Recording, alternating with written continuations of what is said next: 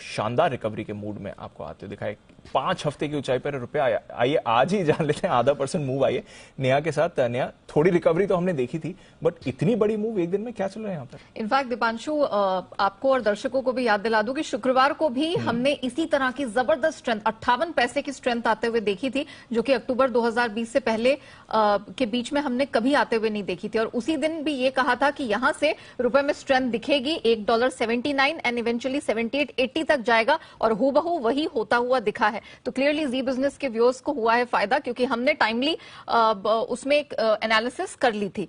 अभी 5 हफ्ते के हाइस पर है। हाँ, आज हमने ओपनिंग ही इसकी 79 के नीचे होते हुए देखी, और फिर हमने देखा कि आज दिन के दौरान 42 पैसे तक की स्ट्रेंथ बनती हुई दिखी है। रिकॉर्ड जो निचला स्तर हमने 19 जुलाई को 80 के पार देखा था, वहां से 2% की रिकवरी आ चुकी है। अब प्राइमरीली कारण क्या है जिसकी वजह से हमने स्ट्रेंथ आती देखी? सबसे बड़ा कारण तो डॉलर इंडेक्स है। 4 हफ्ते के निचले स्तर पर है, अच्छी खासी करेक्शन आ चुकी है, उस वजह से हमने रुपए को यहां मजबूती आते हुए देखी है। ग्लोबल मार्केट में या घरेलू इक्विटी मार्केट्स में अच्छी स्ट्रेंथ है, उसका भी सपोर्ट मिल रहा है। अर्थशास्त्री तो बता ही चुके हैं कि भारत में मंदी के जो आसार हैं 0% है। माननीय वित्त मंत्री ने भी इस बात का जिक्र किया है, और बहुत रेजिलियंस और बहुत कॉन्फिडेंस जताया भारत की इकोनॉमी में। कच्चे तेल की कीमतों में भारी गिरावट आई है, अच्छा खासा प्रेशर बना है, उसका फायदा मिला है।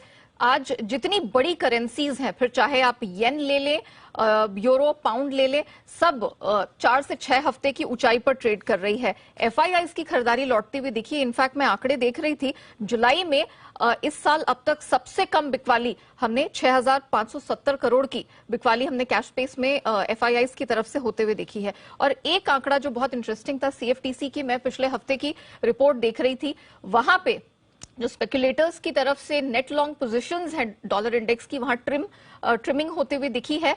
ऑलमोस्ट 2.5 से 3.25% वैल्यू वाइज देखा जाए तो $18.46 बिलियन वर्थ की यहां पर हमने देखा नेट लॉन्ग पोजीशन होल्ड की है, जो वीक ऑन वीक तकरीबन 0.25% घटी है। ये तमाम फैक्टर्स हैं जिनके चलते हमने रुपए में स्ट्रेंथ आते हुए देखी है, और एक्सपर्ट्स मान के चल रहे हैं कि आप और ₹1 की स्ट्रेंथ के लिए डॉलर के सामने तैयार रहिए, जो छोटी अवधि में ही आपको देखने को मिलेगी। चलो, फाइनली थोड़ा रिलीफ तो करेंसी मार्केट्स में आ रहा है। जिस तरह से भारी गिरावट हुई थी, अब पुल बैक भी आपको अच्छा दिख रहा है, और यहां से भी अच्छा पुल बैक और दिख सकता है। फिलहाल 5 हफ्ते की ऊंचाई पर है रुपया। बहुत बहुत शुक्रिया नेहा हमारे साथ जुड़ने के लिए और रुपए पर पूरी डिटेल्स देने के लिए। आइए